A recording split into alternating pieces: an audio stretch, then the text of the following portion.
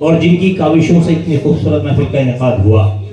मुसलसल वो लगातार परेशान थे सोशल मीडिया के जरिए, सोशल मीडिया पर उनको सुनने का मौका मिल रहा था, लेकिन आज उनको बिल्कुल सामने से सुनने का मौका मिलेगा। और उन्होंने सबसे अच्छी बात उनकी है कि उन्होंने अपने वालिद मौजूम को जो विरासत में जो चीज उनको मिली उसको वो लगातार बढ़ाने का काम कर रहे हैं, चाहे वो सोशल मीडिया हो या आज का ये नशिश और आज का ये खूबसूरत पैगाम।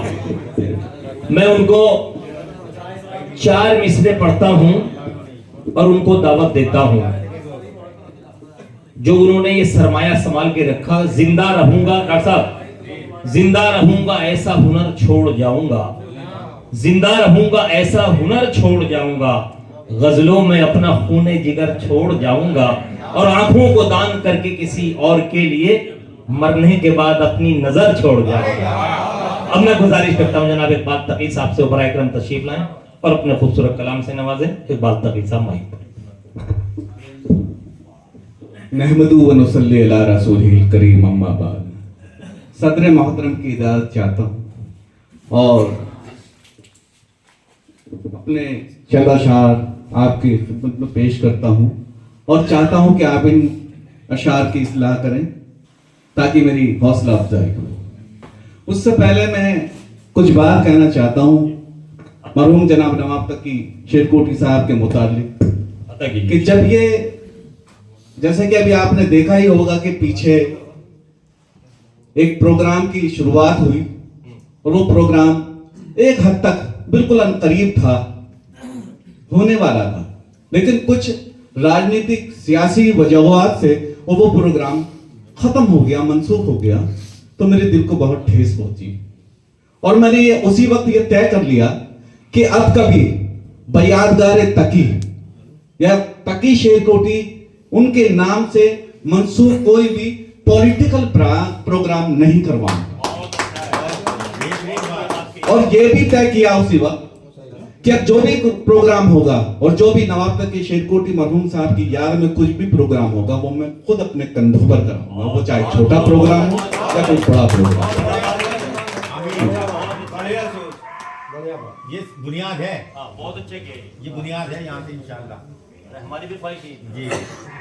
लोग मुझसे कहते हैं जब कभी पढ़ने का मौका मिलता है तो वो पूछते हैं कि आप ये फन कहाँ से आया, तो मैं कहता हूँ मेरे खून में है, बस इस्तेमाल अब कर रहा हूँ,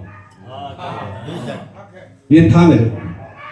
अभी आप जैसे हालात हैं जमाने के और यहाँ पर जैसे कि मीडिया है, जैसे कि आप देखते हैं कि जिसको मीडिया, जिसको चौथा पिलर कहा जाता है डेमोक्रेसी का, लेकिन आज हालात क्या हैं आपके सामने है कि बिल्कुल गोदी मीडिया हुआ पड़ा है कि भाई जो जिसकी गोद में बैठा है उसी की वाह वाह कर रहा है। उसी से मुताल्लिक चंद शेर मंजर आम पर आए और उसका उन्वान है मैं कलमकार हूं, मैं कलमकार हूं। कहा है कि मैं जो जागूं तो जागे है सारा जहां, मैं जो जागूं तो जागे है सारा जहां, जुल्म होकर कहीं तुम मैं हूं वहां, सुबह का नूर हूं दिन की झनकार हूं, मैं कलमकार हूं, मैं कलमकार हूं, सुबह का नूर हूं दिन की झनकार हूं, मैं कलमकार हूं, मैं कलमकार हूं। दर्द से सिसकियों से है नाता मेरा, दर्द से सिसकियों से है नाता मेरा, मुफलिसी से गरीबी से रिश्ता मेरा, मुफलिसी से गरीबी से रिश्ता मेरा, अदलो इंसाफ का मैं तो शाहकार हूँ, मैं कलमकार हूँ, कलमकार। बहुत अच्छा इकबाल भाई, क्या कहना है बाबा। अगला शेर पेश खिदमत है। कौन हिंदू है मुस्लिम मुझे क्या पता, कौन हिंदू है मुस्लिम मुझे क्या पता, नस्ल इंसानियत से मेरा राबता, अमन के हामियों की मैं तलवार हूँ, मैं कलमकार हूँ, मैं कलमकार, अमन के हामियों की मैं तलवार हूँ, मैं कलमकार हूँ, मैं कलमकार हूँ। सिर्फ इंसाफ ही मेरा ईमान है, सिर्फ इंसाफ ही मेरा ईमान है, सादगी का चलन मेरी पहचान है, सिर्फ इंसाफ ही मेरा ईमान है, सादगी का चलन मेरी पहचान है। देख दुनिया की हालत में बेजार हूं, मैं कलमकार हूं, मैं कलमकार हूं। मैं ये कहना चाहता हूं कि अगर कोई इन मयार पर उतरता है तो मैं उसको मानता हूं कि वही कलमकार है, चाहे वो किसी भी फनून से आता हो, चाहे वो शायर हो, चाहे वो जर्नलिस्ट हो या कोई भी हो। अगर आपके अंदर ये खसूसियात नहीं है तो आप बज़ाहिर चौथे स्तंभ कहलाने के हकदार नहीं है। कहा कि बिक सके ना कभी ऐसी आवाज हूं, बिक सके ना कभी ऐसी आवाज हूं, थम सके ना कभी जो मैं वो साज हूं। बिक सके ना कभी ऐसी आवाज हूं, थम सके ना कभी जो मैं वो साज हूं। मैं तकी दौरे हाजिर का फनकार हूं, मैं कलमकार हूं, मैं कलमकार हूं, मैं तकी दौरे हाजिर का फनकार हूं। मैं यहाँ पे कहना चाहूंगा कि तखल्लुस जैसे ही मेरे वालिद मरहूम का तकी था तो मैंने उसी तखल्लुस को मैंने अपनाया। वालिद मोहतरम के चंद अशार में पेश करना चाहता हूं, क्योंकि मैं ये चाहता हूं कि जब भी मैं कहीं खड़ा हूं तो उनके बगैर मेरा कुछ भी ना हो। मैं जब भी शुरुआत करूं तो उनके कलाम से करूं, और जब भी इख्तिताम तक पहुंचूं तो उनके कलाम से पहुंचूं।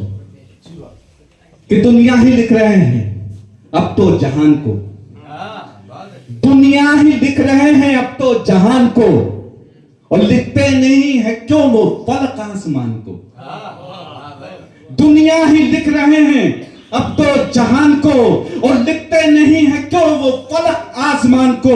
वो जानते हैं एक दिन हो जाएगी तबाह, आसान कर रहे हैं जो उर्दू ज़बान को, आसान कर रहे हैं जो उर्दू ज़बान। वाह वाह वाह, क्या कहने इकबाल भाई, वाह वाह। मौजूदा हालात मद्देनजर हाँ मैं खुलकर नहीं बोल सकता, मैं ऐसे दयान में खड़ा हूं जी। मैं दिल्ली में रहता हूं, वहां पर तो मैं बहुत खुलकर बोलता हूं। कई बार डिटेन भी होते हैं।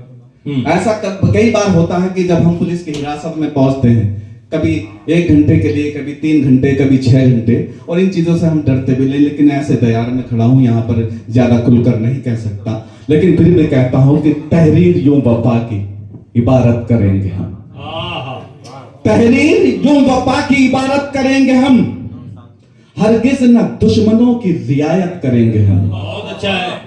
तहरीर यूं वफा की इबारत करेंगे हम, हरगिज न दुश्मनों की रियायत करेंगे हम, और हमको भी सरहदों का मुहाफिज बना के दे, अपना लहू बहा के हिफाजत करेंगे, अपना लहू बहा के हिफाजत करेंगे हम।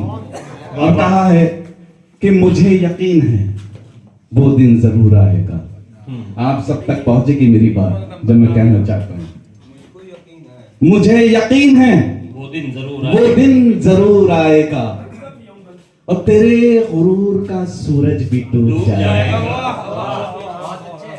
तमाम लोग ही घबरा रहे हैं बस्ती में, सियासी खेल नया गुल कोई खिलाएगा, सियासी खेल नया गुल कोई खिलाएगा। सलाम।